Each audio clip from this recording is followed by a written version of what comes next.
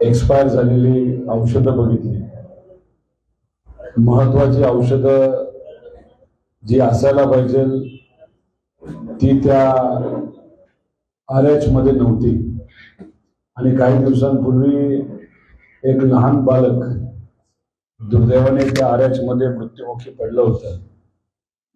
आणि अशा परिस्थितीमध्ये तिथे जाऊन तिथे असणाऱ्या डॉक्टरांची चर्चा करत होतो आणि त्यांच्या अडचणीवर तसंच नागरिकांच्या अडचणी समजून घेत होतो। त्यामुळेच उशीर झाला आणि हा उशीर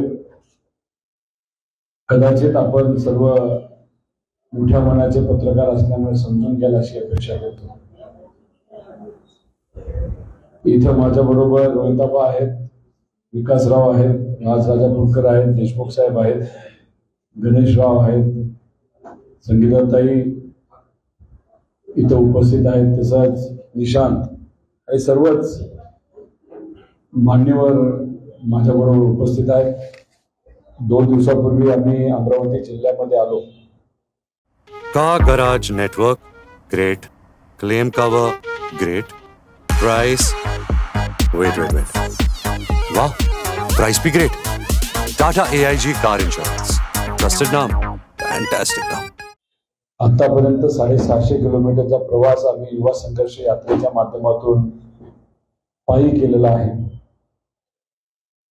पुणे जिल्हा, नगर जिल्हा, बीड, जालना, परभणी, हिंगोली, वाशिम आणि आता अमरावती। उद्याच्या दिवशी जयंत पाटील साहेबांच्या मार्गदर्शनाखाली आक्रोश मोर्चा हा काढण्यात येणार आहे। त्या दिवशी मी जयंत पाटील साहेबांबरोबर त्या मोर्चामध्ये असणार आहे। 6 तारखेला शेवटचा दिवस आमच्या या जिल्ह्यामध्ये युवा संघर्ष यात्रेचा राहणार आहे। त्यानंतर आम्ही वर्ध्याला जाणार आहे। वर्ध्यातून मग पुढे काही तालुके करत नागपूर जिल्ह्यामध्ये गेल्यानंतर 12 डिसेंबर रोजी आदरणीय पवार साहेब आणि उद्धव ठाकरे साहेबांच्या मार्गदर्शनाखाली आणि काही काँग्रेस नेत्यांच्या मार्गदर्शनाखाली या यात्रेची तुर्तास तरी तिथे पायी यात्रा थांबेल, पण संघर्ष तसाच पुढे जाणार आहे अधिवेशनापर्यंत। अधिवेशनामध्ये मुद्दे मांडले जातील, त्यानंतर अपेक्षा आम्ही करू की सरकारकडून ते मुद्दे मार्गी लागतील आणि ते जर नाही लागले तर ही यात्रा आंदोलनामध्ये सुद्धा रूपांतरित होऊ शकते आणि पुढचा प्रवास नाही तर स्वरूप काय असेल ते नंतरच आपल्या सर्वांना सांगितलं जाईल। या प्रवासामध्ये दुष्काळाची अडचण जी शेतकऱ्याला आणि सामान्य लोकांना आहे ती आम्हाला बघायला मिळाली। गेल्या 5-6 दिवसांमध्ये अतिवृष्टी आपल्या जिल्ह्यापासून इतरही जिल्ह्यामध्ये झालेली आपण सर्वांनी बघितलेली आहे। त्याच्यामध्ये पंचनामे वेळेवर होत नाहीत। गेल्या वर्षीच जी काही अतिवृष्टी झाली होती त्याला सुद्धा मदत आतापर्यंत मिळाली नाही, तोही मुद्दा लोकांनी मांडला। लाईटच्या अडचणी आहेत, वेळेवर लाईट मिळत नाही, त्याच्याचबरोबर फ्लक्च्युएशन लाईटमध्ये खूप मोठ्या प्रमाणात असतं। काही लहान मुलं भेटली आणि आमची शाळा बंद करू नका हेही त्यांनी सांगितलं। दत्तक योजना बंद करा। काही शाळा आम्ही अशा बघितल्या ज्या 10वी पर्यंत आहेत जिल्हा परिषदच्या, 300चा पट आहे, 3च शिक्षक आहेत। शिक्षक भरती लवकरात लवकर व्हावी हाही मुद्दा आम्ही या युवा संघर्ष यात्रेमध्ये घेतला आहे। काही आरोग्य कॉन्ट्रॅक्टचे जे कर्मचारी आहेत त्यांच्याशी आम्ही बोललो, त्यांच्या आंदोलनाला आम्ही पाठिंबा दिला, पण तो पाठिंबा देत असताना आम्ही विनंती सुद्धा केली होती 45 दिवस झालं ते आंदोलन ते करत आहे, काम बंद, ते त्यांनी तसं न करता काम चालू ठेवावं। पण त्यांचा आवाज आम्ही अधिवेशनामध्ये मांडू। आम्ही त्यांचा आभार व्यक्त करतो की त्यांनी आमची मागणी मान्य केली। काम बंद आंदोलन त्यांनी मागे घेत आम्ही हा मुद्दा अधिवेशनामध्ये मांडावा अशी विनंती त्यांनी केली, तोही मुद्दा मांडणार आहोत। आजपासून अंगणवाडी सेविका आंदोलनावर आहेत, काम बंद त्यांनी केलेलं, त्यांनाही तशीच विनंती केली, पण बघू पुढे काय होतंय। तर हे जे सगळे मुद्दे आहेत ते मुद्दे घेऊन आम्ही पुढे जात असताना अमरावती आणि जो काही मराठवाड्याचा काही भाग आणि आपल्या या वाशिम पासून विदर्भाचा भाग, तिथं पालकमंत्री वेळेवर नसतात, येत नाहीत, आजपर्यंत पोहोचले नाहीत। तसंच उपमुख्यमंत्री साहेब देवेंद्र फडणवीस साहेब हे या भागातले पालकमंत्री असताना सुद्धा इथे आले नव्हते. त्यांच्याकडे 5 जिल्हे होते. आता सुद्धा काही बदल हे पालकमंत्र्यांमध्ये झालेत, पण त्यांचीही व्हिजिट या भागामध्ये झालेली नाही, अधिकाऱ्यांबरोबर चर्चा नाही, आणि मग अशामुळे अनेक अडचणी लोकांना सोसाव्या लागतात. तर हे सगळे मुद्दे आम्ही नोट केलेले आहेत आणि अधिवेशनामध्ये आम्ही हे सगळे मुद्दे मांडणार आहोत. लाईटपासून सगळेच, आरोग्यापासून शिक्षणापर्यंत. MIDC अनेक ठिकाणी नाहीत, जिथं आहे तिथं बऱ्याच अडचणी त्यांना सोसाव्या लागतात. वाशिममध्ये मी स्वतः MIDC मध्ये गेलो होतो. तिथे काही कंपन्या आहेत, पण त्यांना सुख सुविधा दिली जात नाही. काही गोष्टींसाठी त्यांना अकोल्याला जावं लागतं आणि काही गोष्टीसाठी अमरावतीला यावं लागतं, आणि मग तिथे अधिकारी योग्य पद्धतीने बोलत नाहीत. जर कोणाला जागा घ्यायची असेल तर त्याला सुद्धा जी वेबसाईट आहे ती हेड ऑफिसला भेटल्याशिवाय वेबसाईट चालत नाही, आणि जो कोणी माणूस भेटतो त्याचंच नाव तिथं घेतलं जातं. अशी काही परिस्थिती आहे. तर हे सगळे मुद्दे आपल्या महाराष्ट्रासाठी घातक आहेत, आणि हेच मुद्दे आम्ही सर्वजण घेऊन चाललोय. विम्याचा प्रश्न आहे, असे अनेक असंख्य प्रश्न आज आपल्या या राज्यामध्ये, जे लवकर मार्गी लागण्यासाठी आम्ही सर्वजण प्रयत्नशील आहोत. आणि हेच मुद्दे अधिवेशना मांडण्यासाठी आम्ही ही युवा संघर्ष यात्रा काढलेली आहे. आतापर्यंत याला चांगला प्रतिसाद मिळालेला आहे. आमची कुठेही अपेक्षा नाही की गर्दी व्हावी, तरी सुद्धा लोक स्वतःहून गाडी न नेता सहभाग घेत आहेत. ते बघून खरंच मनापासून समाधान वाटतं. त्याच्याच बरोबर महाराष्ट्रातल्या कानाकोपऱ्यातून लोक येऊन सहभाग घेत आहेत, पाठिंबा देत आहेत. ज्या काही संघटना आहेत त्या स्वतःहून आमच्याकडे येऊन निवेदन देत आहेत. तर ह्या सगळ्या गोष्टी बघितल्यानंतर आमच्यावर असणारा विश्वास हा नक्कीच मोठा आहे, आणि हे विश्वास म्हणजे एक जबाबदारी आहे. आपल्याला सर्वांना जर कुठले काही प्रश्न असतील तर मग आपल्या प्रश्नाला उत्तर देण्याचा प्रयत्न आम्ही सर्वजण करू.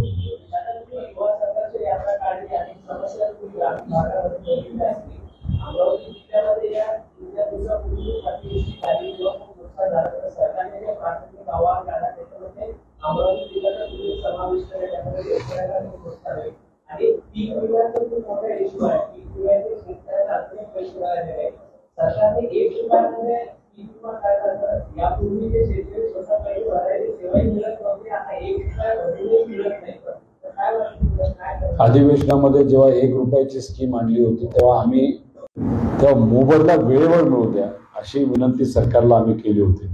काल एक शेतकरी भेटला, त्यांनी सांगितलं की आम्हाला 78 रुपये विमा मिळाला. 100 रुपये तसा खर्च असतो. 1 रुपया असला तरी 100-150 रुपये कॉपिंग, मग त्याच्याच बरोबर झेरॉक्स, हे सगळं धरलं तेवढाच खर्च होत असतो. मग त्याच्या सेंटरचा पण खर्च असतो. तर मग अशा परिस्थितीमध्ये या भागामध्ये कुठल्याही व्यक्तीला ॲडव्हान्सचा विमा सुद्धा भेटलेला नाही. कापूस 7,000 रुपयाला आहे. काही कापूस अजून सुद्धा शेतात आहे, पाऊस पडल्यामुळे तो काळा पडणार आहे. तेही खूप मोठं नुकसान या भागामध्ये झालेलं बघायला मिळते. तूर संपलेली आहे. तुरीवर आज शेतकरी औषध मारत आहेत, पण अजूनपर्यंत पंचनामा करायला कोणी नाही. दुष्काळ असल्यामुळे आणि वेळेवर पाऊस न झाल्यामुळे उत्पादकता कमी झाली. उत्पादकता कमी झाल्यानंतर जे काही हातामध्ये होतं ते सुद्धा पावसामुळे संपलेलं आहे. तुम्ही जर बघितलं, हरभरा लावलाय पण हरभरा आता काळा पडेल अशी परिस्थिती आहे. त्यामुळे एक तर दुष्काळामुळे नुकसान झालंय. दुष्काळामध्ये सुद्धा आपल्या या जिल्ह्यातले अनेक तालुके वगळण्यात आले. जे काही दुसरी यादी काढण्यात आली, दुर्दैवाने त्या यादीमध्ये शेतकऱ्याला किती मदत दिली जाणार आहे हे सुद्धा सांगण्यात आलेलं नाही. आणि सरकारकडनं सरकार इतकं चमत्कारिक आहे की त्यांनी पहिली यादी पाठवली 40 तालुक्याची, पण दुसरी जी 90-100 तालुक्याची यादी होती ती केंद्र सरकारला अजून पाठवलेली नाही. तर मदत किती दिली जाणार आहे हे सुद्धा सांगण्यात आलेलं नाही. तर आम्हाला सरकारला विनंती करायची आणि त्यांच्याकडे आमची मागणी आहे शेतकऱ्याच्या वतीने की NDRF निकष जे आहेत त्या 3 ते 4 पट मदत ही मिळाली पाहिजे, आणि ती लवकरात लवकर मिळणं हे फार महत्वाचं आहे. गेल्या वर्षीचं अनुदान मिळालं नाही, ते मिळावं. 50,000चं प्रोत्साहनची जी मदत आहे ती सुद्धा बऱ्यापैकी शेतकऱ्यांना अजूनपर्यंत मिळालेली नाही. तर ते सुद्धा लवकर सरकारकडनं देण्यात यावं असाही मुद्दा आम्ही घेणार आहोत. आणि हे जे वगळण्यात आलेलं आहे त्याचं मुख्य कारण असं आहे की इथं पालकमंत्रीच येत नाही. पालकमंत्री अधिकाऱ्यांची चर्चा करत नाही. देवेंद्र फडणवीस साहेब असताना सुद्धा आले नाहीत, आणि आता कदाचित चंद्रकांत दादा पालकमंत्री झाले, ते झेंडा वंदनला सुद्धा आले असतील तर माहित नाही, पण इतर ज्या काही चर्चेसाठी आणि अधिकाऱ्यांची बोलण्यासाठी, विषय आणि अडचणी समजून घेण्यासाठी यायला पाहिजे, ते अजून आलेलं नाही. त्यामुळे या जिल्ह्याबरोबर हिंगोली, परभणी, नगर जिल्हा सुद्धा अनेक गोष्टींपासून वगळण्यात आला होता. काही प्रमाणात त्यांची तालुक्याची नावं आत्ता घेतली, पण त्याच्यामध्ये सुद्धा शेतकऱ्याला मदत केली हे अजून सांगण्यात आलेलं नाही. आदरणीय पवार साहेबांकडे राष्ट्रवादी हा पक्ष आहे, अजितदादा मित्र मंडळाकडे काय आहे हे आम्हाला सांगता येणार नाही. अजितदादा पार्टी आहे आणि ते गटाचा विरोध ते करतात आणि गटाचा विरोध तुम्ही करता. इलेक्शन येऊ द्या, मग तुम्हाला कळेल की घड्याळ पुन्हा करणार आहे. आज ते वापरतात, त्यांच्याकडे सरकार आहे, त्यांच्याकडे दबाव तंत्र आहे. कोर्टामध्ये आमची केस चालू आहे, आम्ही लढू आणि जिंकण्याचा प्रयत्न तिथं आमचा चाललाच आहे. इलेक्शन कमिशन मध्ये आपण जर बघितलं तर एकनाथ शिंदेच्या बाबतीत एका सुनावणीमध्ये निकाल एकनाथ शिंदेच्या बाजूने दिला होता. आमच्या 3 ते 4 सुनावण्या झाल्या, पण ज्या पद्धतीचं आमचं कॉन्स्टिट्यूशन आहे, संविधान आहे पार्टीचं, त्यामुळे इलेक्शन कमिशनला एकतर्फी निकाल देता येत नाही. त्यामुळे इथं जर आपण बघितलं तर ते फक्त आता मित्र परिवाराचे मित्र म्हणजे अजितदादा मित्र मंडळ आहे, त्याच्या पलीकडे त्यांच्याकडे काही नाही.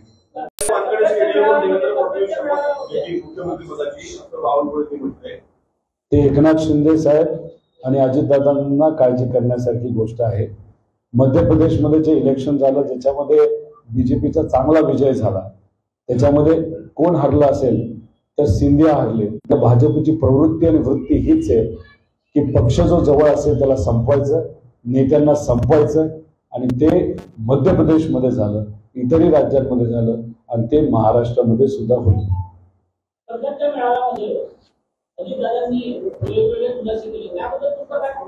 कुठले कुठले खुलासे केले? कारण का आम्ही जी भाषणं ऐकतो ती संविधानाला धरून, विचाराला धरून असतील तरच ऐकत असतो.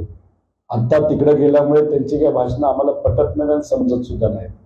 त्यामुळे तुम्ही कुठल्या विषयाच्या बाबतीत बोलत आहात ते स्पष्टपणे बोललं, त्याचं उत्तर मी देईन.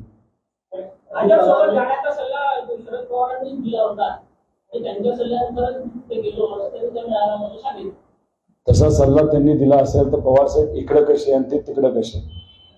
अजित पवारांनी असे म्हटलं की 2014 साली शरद पवारांनी आम्हाला तटस्थ राहायला सांगितलं आणि तटस्थ राहिलो म्हणून भाजप सरकार त्यावेळी बनलं.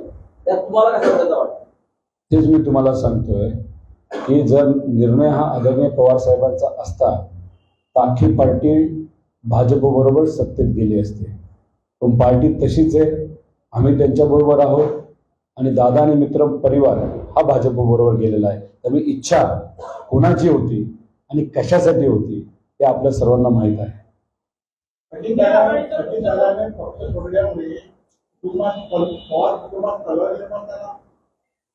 जुना विषय झाला, आता आम्ही फार पुढे गेलेलो आहोत. आता आम्ही लोकांच्या हितासाठी लढत आहोत. आमच्या लोकांबरोबर पण लढावं लागणार आहे आणि राजकीय दृष्टिकोनातून जवळच्या लोकांबरोबर पण लढावं लागणार आहे.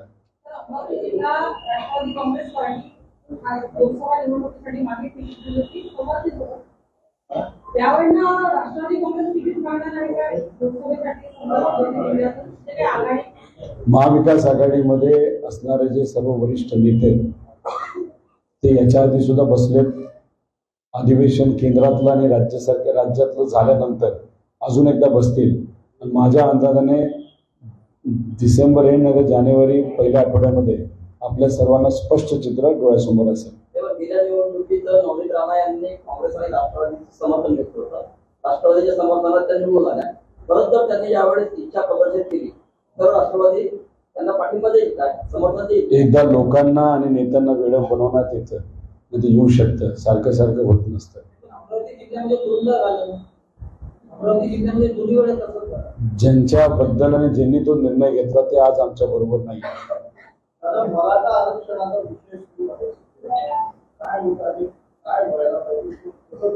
अधिवेशनामध्ये या बाबतीतली चर्चा होणार आहे. तिथं फार डिटेलमध्ये आम्ही सर्वजण बोलू आणि तेव्हाच आपल्याला कळेल की एक्झॅक्टली आपल्याला काय करायचं. फक्त आश्चर्य या गोष्टीचं वाटतंय, हा मुद्दा केंद्र सरकारच सोडू शकतं. आज आपण फक्त राज्यातच चर्चा करतोय. केंद्रापर्यंत अजूनपर्यंत सत्तेत असणारे कोणीही गेलेले नाहीत. EWS कोटा तुम्ही 50% पुढे जाऊन देऊ शकता. घटना दुरुस्ती त्या बाबतीतली तुम्हाला करता येते. मग 50% पुढे जाऊन तुम्हाला मराठा आरक्षण, धनगर आरक्षण, मुस्लिम आरक्षण, लिंगायत आरक्षणसाठी केंद्राशी का बोलता येत नाही? तुमचे खासदार मराठा समाजाचे असले तरी महाराष्ट्रात मोठी मोठी भाषणं आरक्षणाच्या बाबतीत करतात, पण जेव्हा पार्लमेंटमध्ये जातात तेव्हा फक्त सुप्रियाताईच का बोलतात? आणि जेव्हा संभाजीराजांना बोलायचं असतं तेव्हा तिथे असणारे स्पीकर त्यांना बोलून देत नाही. तेव्हा संजय राऊत साहेबांना सांगावं लागतं स्पीकरांना की यांना संभाजीराजांना बोलण्याची संधी द्या. मग संभाजीराजे तेव्हा मराठा आरक्षणावर बोलतात. मग हे बाकीचे जे सगळे नेते भाजपचे जे खासदार आहेत ते तिथे जाऊन का बोलत नाहीत? महाराष्ट्रात आल्यानंतरच का बोलतात? कारण त्यांना भाजपने सांगितलेलं असावं की आरक्षणाच्या बाबतीत तुम्ही काही बोलू नका. आणि खूप खोलात गेल्यानंतर भाजप पूर्वीपासून आरक्षणाच्या विरोधात आहे.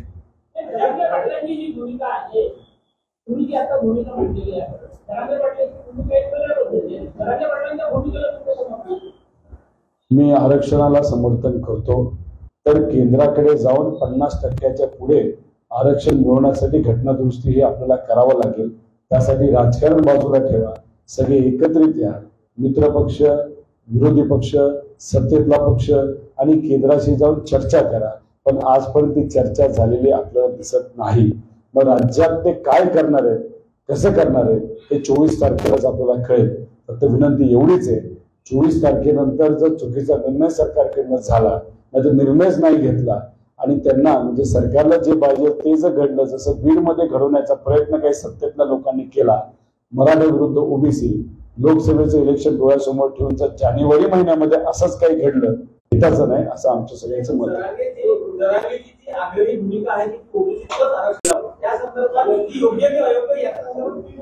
तुम्हाला हेच सांगतोय, आमदार म्हणून आम्हाला अधिवेशनामध्ये संधी दिली जाणार आहे.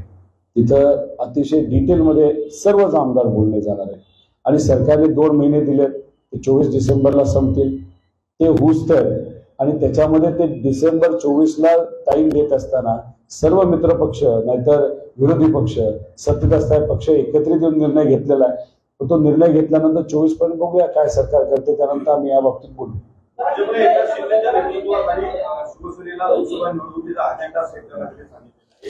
काय काय काय भाजपने एकनाथ शिंदेच्या नेतृत्वाखाली शिवसेना लोकसभेचा निवडणुकीचा अजेंडा निश्चित करण्याच्या सूचना केलेल्या आहेत. 11 जागा शिंदे गटाला, 11 जागा अजित पवार गटाला दिल्या जाणार आहेत.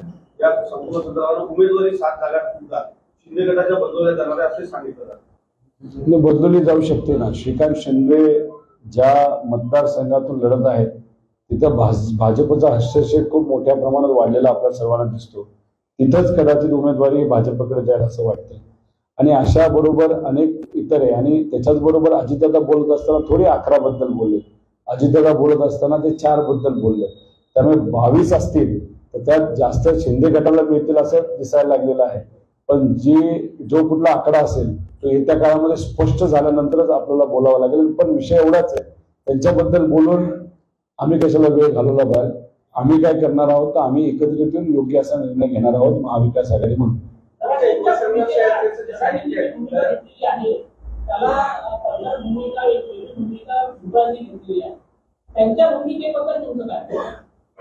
हे सगळे मोठे नेते ते आपापल्या लेवलला भूमिका घेत आहेत.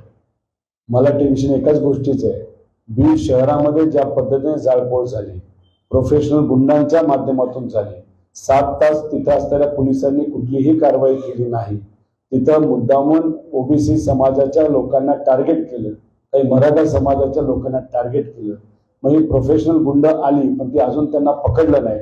आणि पोलीस जर 7 तास काहीच करत नसतील तर सरकारकडे नाही सरकारमधून एखादी व्यक्ती या सगळ्या षडयंत्रामध्ये आहे का, जे ओबीसी विरुद्ध मराठा करण्याचा प्रयत्न करतायत का, ही गोष्ट माझ्यासाठी जास्त महत्वाची आहे.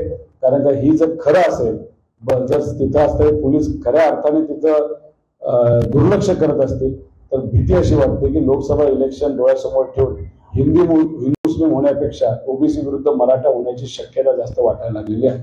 भाजप आणि संघाने ज्या पद्धतीनं त्यांची पक्षबांधणी केली आणि त्यांची विचारधारा रुजवण्याचा दीर्घकाळ प्रयत्न केला, त्या पार्श्वभूमीवर त्यांना आता जो विजय मिळतो आहे त्यामुळे काँग्रेसचे किंवा राष्ट्रवादी काँग्रेस सारख्या पक्षांनी मात्र ते प्रयत्न केले नाही. या दृष्टीनं काही पक्ष आग्रह होत आहे. अजूनपर्यंत झालेलं नाही, पण सगळे रिझल्ट बघितल्यानंतर एक गोष्ट कुठेतरी जाणवते की ज्या ज्या राज्यांमध्ये काँग्रेसकडनं प्रयोग झाला, ज्या ज्या राज्यांमध्ये लिडरशिपमध्ये काही प्रमाणात बदल केले गेले, आमदारकी देत असताना नवीन चेहऱ्यांना संधी देण्यात आली, तिथं तिथं काँग्रेसला यश मिळालं. पण जिथं टिपिकल स्टाईलमध्ये त्या जुन्या पद्धतीने काँग्रेस लढण्याचा प्रयत्न करत होती तिथं तिथं त्यांना पराजय स्वीकारावा लागला. त्यामुळे नॉर्थ म्हणजे दक्षिण भागामध्ये बीजेपीला यश येत नाही हे एक सिद्ध झालं आणि उत्तर भागामध्ये बीजेपीला यश येते हे कुठेतरी सिद्ध झालं.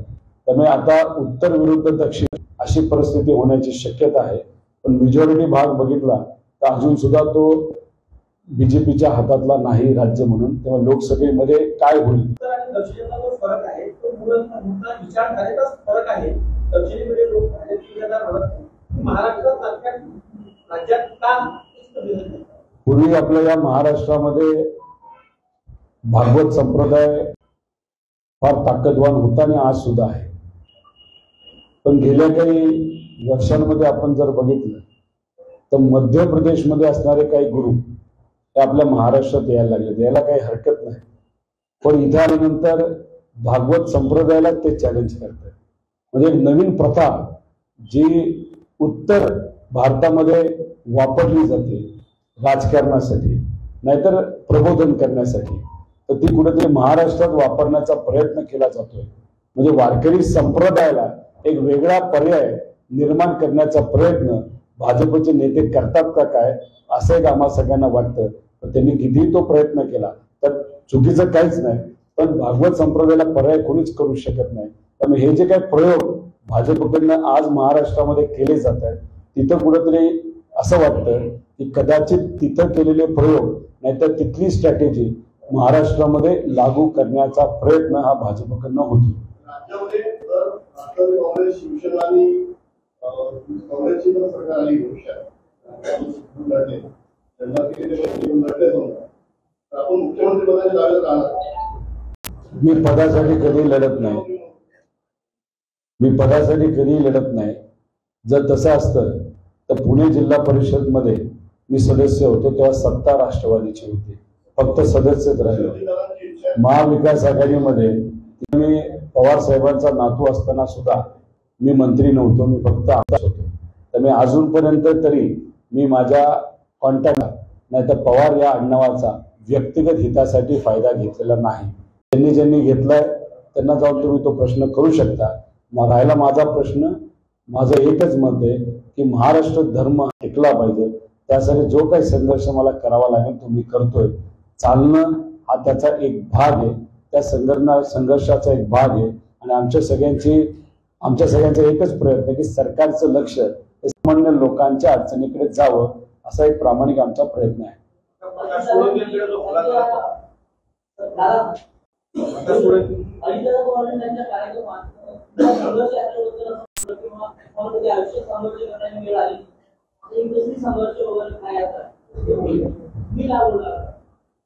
खरं तर ते माझे काका आहेत, त्यांनी मला लहानपणीपासून बघितलेलं आहे. 21व्या वर्षी मी व्यवसायामध्ये आलो, त्यावेळेस मला यायचं नव्हतं. पण जेव्हा माझ्या वडिलांनी शुगर फॅक्टरीमध्ये फॅक्टरी टाकली तेव्हा आर्थिक अडचणी आल्या. माझ्याकडे पर्याय होता. मी फक्त ग्रॅज्युएट आहे, मी पोस्ट ग्रॅज्युएट होऊ शकलो नाही. त्याला कारण तेच आहे, 21व्या वर्षांपासून अडचणीत असणारी माझी कंपनी जी माझ्या आजोबांनी चालू केली, अप्पासाहेब पवारांनी, मग ती माझ्या वडिलांनी बघितली, ती मी आर्थिक संकटातून बाहेर काढली. आणि काढण्यासाठी जे काय मला करावं लागलं हे अजितदादांना माहिती आहे. आणि अशा परिस्थितीमध्ये तो संघर्ष ते कसे विसरले हे मला तरी सांगता येणार नाही. व्यावसायिक दृष्टिकोनातून खूप मोठा संघर्ष मी केला. गेल्या 5 वर्षामध्ये मी राजकारणात आहे. आता अजितदादांबद्दल मी हे बोलत नाही, पण काही नेते जे आधी राजकारणामध्ये आलेले आहेत आणि नंतर व्यवसायामध्ये आलेले आहेत आणि व्यावसायिक दृष्टिकोनातून त्यांना कुठलाही संघर्ष करावा लागला नाही. की व्यावसायिकांना खूप संघर्ष करावा लागतो. काही नेत्यांना जे आधीपासून राजकारणात आहे त्यांना व्यवसायामध्ये असताना कुठलाच संघर्ष होत नाही. हा खूप मोठं कोडं मला तिथं पडलेलं आहे. आता कसं आहे की दादांच्या कानाला लागणारे अनेक लोक आहेत. आता धनंजय मुंडेंनी सुद्धा माझ्याबद्दल काहीतरी बोललं असं मला कळतंय. धनंजय मुंडेंनी त्यांच्या काकांबद्दल नाही तर काकांबरोबर काय केलं हे अख्ख्या जगाला माहिती आहे. मी जिथं आहे तिथं मी आहे. मी ते माझ्या काकांच्या विरोधात काम केलेलं नाही. अजितदादांनी कोणाच्या विरोधात काम केलं नाही तर भूमिका ही अजित काकांनी त्यांच्या काकांच्या विरोधात साहेबांच्या विरोधात घेतलेली आपण सर्वांनी बघितलेली. त्यामुळे अजितदादांच्या कानाला कोण लागतं याचा एक काही प्रमाणात अंदाज आपल्या सर्वांना लागलेला आहे. मी जिथं आहे तिथं आहे. मी कुठेही कोणाची जागा घेण्याचा प्रयत्न करत नाही आणि मी घेणारही नाही. कारण का समजा एखाद्या क्रिकेट मॅच मध्ये तर तिसऱ्या व्यक्तीला खेळायचं नसतं असं नसतं, त्याला खेळावंच लागतं कारण टीम जिंकणं हे त्याच्यावर अवलंबून असतं. तर मी तिसरा खेळाडू आहे जो आता खेळतोय, तर प्रामाणिक खेळतोय. तर कधी कधी चांगलं खेळलो तर काही लोकांना ते आवडत पडत मला वाटतं. अराजकीय आहे. तुम्ही जर बघितलं तर बरेच शिवसेनेचे लोक सुद्धा त्या प्लॅटफॉर्मवर येतात. काँग्रेसचे काल कम्युनिस्टचे सुद्धा आले होते. त्यामुळे आमचा सगळ्यांचा हाच प्रयत्न आहे की समविचारी जे लोक आहेत ते एकत्रित लोकांच्या हितासाठी लोकांच्या खऱ्या अडचणी सोडवण्यासाठी आले पाहिजे, प्रयत्न केला पाहिजे. असा एक प्रयत्न त्याला यश आलेला आम्हा सगळ्यांना आता बघायला मिळतं.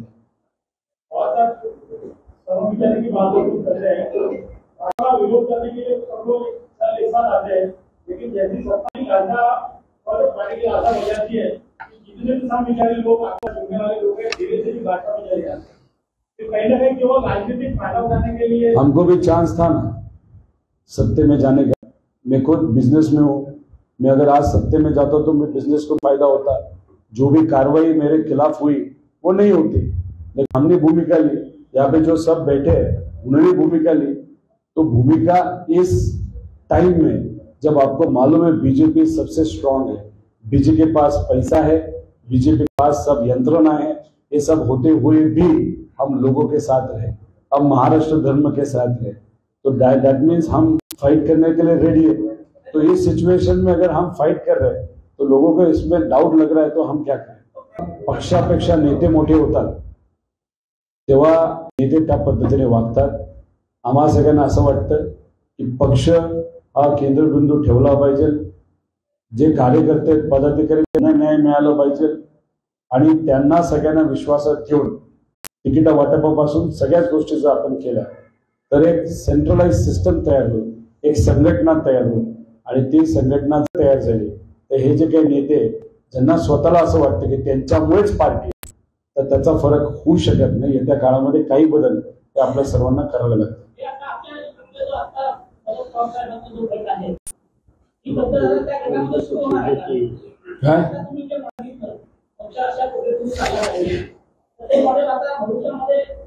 आम्हीच आमच्या पक्षामध्ये बाकी सगळे मित्र परिवार आहे त्यामुळे त्यांच्याबद्दल मी काय बोलणार नाही.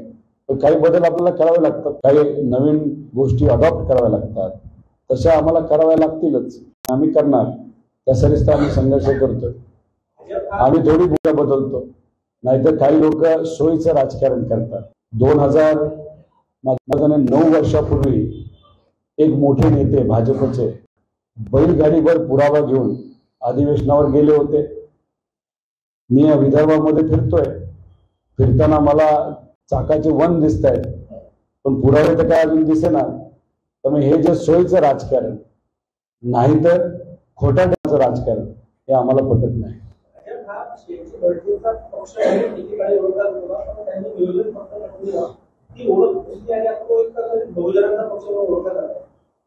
काँग्रेस राष्ट्रवादी पक्षावरती सरंजामशाही किंवा राणेशाहीच्या लोकांचा आरोप होतो. राष्ट्रवादी किंवा काँग्रेस कुणीही ओळख दुसऱ्याच्या विचारावर. आता मला तुम्ही सांगा अजित पवार कोण आहेत. त्यांनी अजित पवारांना तर जवळ घेतलं. तटकरे कोण आहेत, मोहिते पाटील कोण आहेत, पंकजा मुंडेताई कोण आहेत. आता तुम्ही बोलत असताना बोलला की अरे बाबा काँग्रेस आणि राष्ट्रवादीकडेच घराणेशाही, तर भाजपकडे तर सगळ्यात जास्त आहे, राणे आहेत. मी एवढंच सांगतो तुम्हाला की ते कोणाचा पक्ष याच्यापेक्षा आम्हाला जी काही विचारसरणी आहे त्यांची ती विचारसरणी पटत नाही. अनाजी पंतांची जी विचारसरणी आहे की ती आम्हाला कधीच पटली नाही. पूर्वी सुद्धा संतांनी त्या विचारसरणीच्या विरोधात संघर्ष केला. शिवशाहू फुले आंबेडकरांच्या सारखे जे थोर व्यक्ती होऊन गेले त्यांनी तीच पंतांची जी प्रवृत्ती आहे त्याच्या विरोधात लढा लढला. आणि आज सुद्धा आपण जर बघितलं तर महाराष्ट्र धर्म टिकवण्यासाठी आपण सुद्धा याच आधुनिक अनाजी पंथाच्या विचारसरणीच्या विरोधात लढा लढत आहोत. कार्यकर्ता जो है पार्टी राजनीतिक दल के कार्यकर्ता है वो मेहनत है, मदद करता है, सत्ता दिलाता है, लेकिन यदि सत्ता में बैठता है तो कार्यकर्ताओं को के माध्यम से भी वापस आते उनका परिवर्तन करता है. कार्यकर्ता ने कैसे विश्वास करना चाहिए कि आप इस व्यक्ति को नेता बना रहे हैं? मेरा भी ये कहना है जो मैं इसके पहले भी बोला था कि कार्यकर्ता इम्पोर्टेंट है, पदाधिकारी इम्पोर्टेंट है. अगर आप वोट में हो या सत्ते में हो, हम सब ने शायद जब सत्ते में थे तब कार्यकर्ता और पदाधिकारी को अनफॉर्चुनेटली थोड़ा सा ध्यान नहीं दिया. हमने पॉलिसी पे ध्यान दिया और उसके कारण पार्टी हुई. इसके आगे अगर हमको टिकना है, लड़ना है, तो आप जो उसी पे हमको काम करना पड़ेगा. उनका विश्वास लेना पड़ेगा, विश्वास हम पे, पार्टी पे या विचारों पे बिठाना पड़ेगा. लेकिन आज जिस कार्यकर्ता से हमने बात की, विश्वास अभी भी है और बहुत ताकत से सब कार्यकर्ता लड़ने वाले हैं.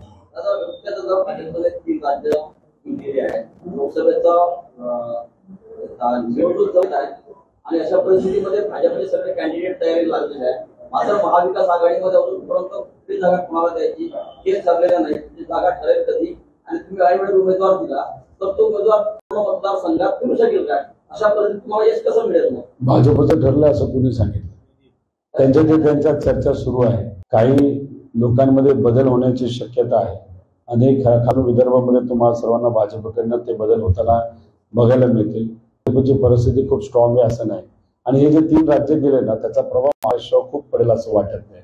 मध्य प्रदेश हे भाजपकडे होतं, पण एक पॉझिटिव्ह जी गोष्ट झाली तो तेलंगणा भाग आहे ज्याचा प्रभाव मराठवाडा आणि विदर्भावर होतो आणि तो सकारात्मक महाविकास आघाडीवर होईल अशा अनेक विश्लेषकांचं मत आहे. त्यामुळे वर काय झालं याच्यापेक्षा आपलं जवळ काय झालं हे जास्त महत्वाचं आहे आणि ते आम्ही सकारात्मक दृष्टिकोनातून घेत आहोत. चला, धन्यवाद.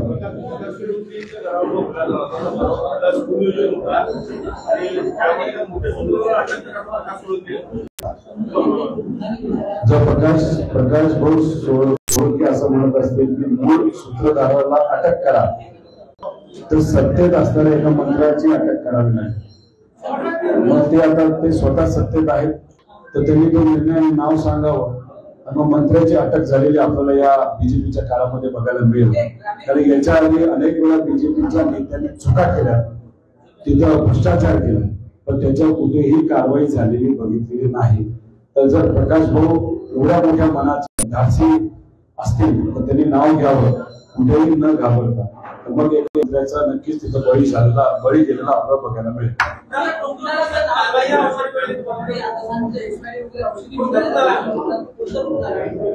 आम्ही नांदगाव खांडेश्वर मध्ये गेलो होतो. तुम्ही एक काम करा, कुठल्याही पीएससी आशाताई नाहीतर कॉन्ट्रॅक्टवर काम करणाऱ्या सेवकांना विचारा.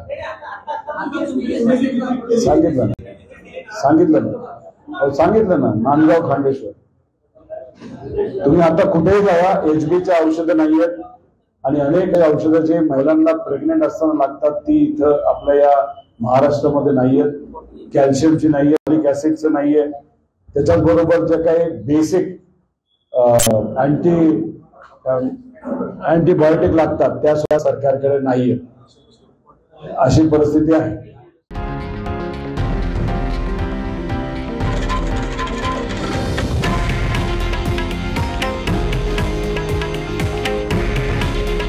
हे आहे देशातील नंबर 1 न्यूज नेटवर्क आणि आपण पाहत आहात TV9 मराठी. काळजी तुमची, हित महाराष्ट्राचं.